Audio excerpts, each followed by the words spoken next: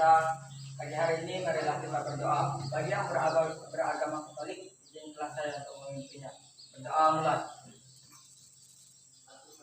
Selesai. Oke, pada pertemuan yang lalu kita sudah mempelajari tentang pengertian dan bentuk-bentuk mobilitas sosial. Ya, kalian tentunya masih ingat mobilitas sosial tidak terjadi begitu saja, tapi ada faktor-faktornya, ada yang menyebabkan. Selain ada yang menyebabkan, juga ada yang menghambatnya. Menggunakan apakah mobilitas sosial? Tentu ada saluran-salurannya. Nah, pada kesempatan ini kita akan membahas tentang faktor penghambat, faktor pendorong, dan saluran-saluran mobilitas sosial.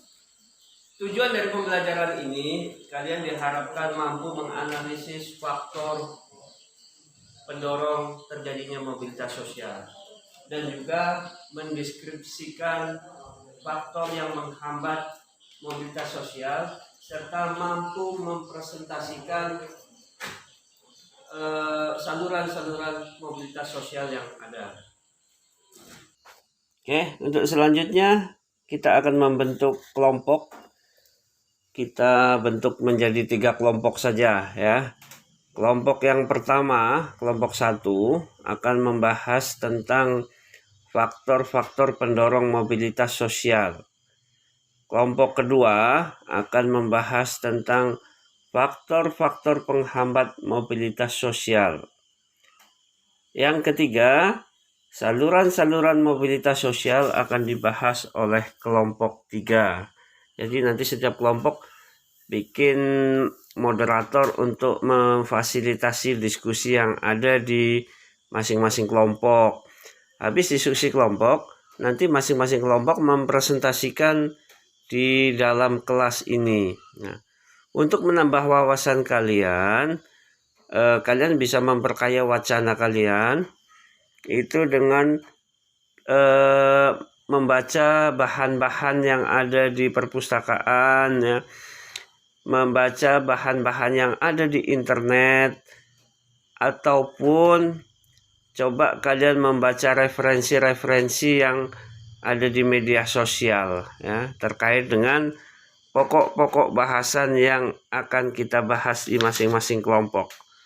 Oke, waktunya 15 menit untuk berdiskusi di kelompok. Oke, selamat mengerjakan. Nah, hasil diskusi buat kelompok 2. Dari hasil diskusi kami ingin menyampaikan hasil diskusi kami, yaitu ada 2 faktor-faktor penghambatan mobilitas sosial. 1. Kemiskinan. Kami tidak bisa bersekolah tinggi karena tidak punya uang, sehingga tidak bisa mencapai cita-cita. 2. Diskriminasi. Adanya diskriminasi suku, bangsa, dan agama akan menjadi batasan dalam pergerakan mencapai cita-cita. Kelompok 2. Tadi kita sudah mendiskusikan bersama tentang faktor penghambat, faktor pendorong, dan saluran-saluran mobilitas sosial. Tiba saatnya kita coba mengambil kesimpulan dari diskusi kita. Nah, untuk kesimpulan pertama, coba silahkan. Madi bisa ya, Madi ya? Menurut saya, faktor pendorong mobilitas sosial adalah sebagai berikut: faktor struktural, 2 faktor individu, 3 faktor sosial, 4 faktor ekonomi, 5 faktor politik, dan 6 kemudahan dalam akses pendidikan. Nah, itu adalah faktor-faktor pendorong mobilitas sosial. Coba Lisa, coba faktor-faktor penghambat mobilitas sosial. Menurut saya, faktor-faktor penghambat mobilitas sosial yaitu ada 2: kemiskinan dan diskriminasi. Kemiskinan dan diskriminasi. Oke. Nah, yang terakhir tentang saluran-saluran mobilitas sosial. Aida. Menurut saya, saluran-saluran pendidikan, 2 organisasi politik, 3 organisasi ekonomi, 4 organisasi profesi. Oke, tepuk tangan untuk kita semuanya. Mobilitas sosial adalah pergerakan kelompok atau individu dari satu lapisan ke lapisan lain. Nah, macamnya kemarin kan sudah ada ya, horizontal sama vertikal. Kita harapkan kita akan mengalami mobilitas sosial vertikal naik. Nah, pada usia-usia seperti kalian harus belajar lebih rajin lagi untuk mempersiapkan masa depan kalian. Karena dengan pendidikan, seperti tadi disampaikan, dengan pendidikan kita bisa memperoleh pekerjaan. Dengan pekerjaan kita dapat memperoleh gaji. Dengan gaji kita bisa menaikkan taraf ekonomi. Dengan ekonomi yang naik, maka akan berakibat kepada kenaikan status sosial. Nah, demikian pelajaran kita kali ini.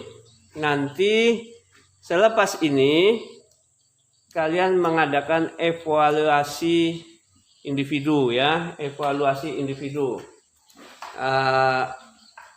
Yang kemarin nilainya cukup bagus, tapi masih perlu ditingkatkan lagi. Oke, materi pelajaran yang akan datang kita mencoba membahas tentang tindakan ekonomi. Mungkin dari saya cukup sekian. Saya akhiri. Sebelum kita akhiri semuanya, kita berdoa dulu untuk penutupnya. Madi, silakan Madi.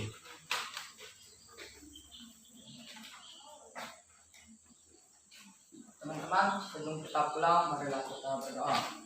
Bagi yang beragama Katolik, izinkanlah saya untuk memimpinnya. Berdoa mulai. Selesai. Stand up please. Stand up please. Greeting.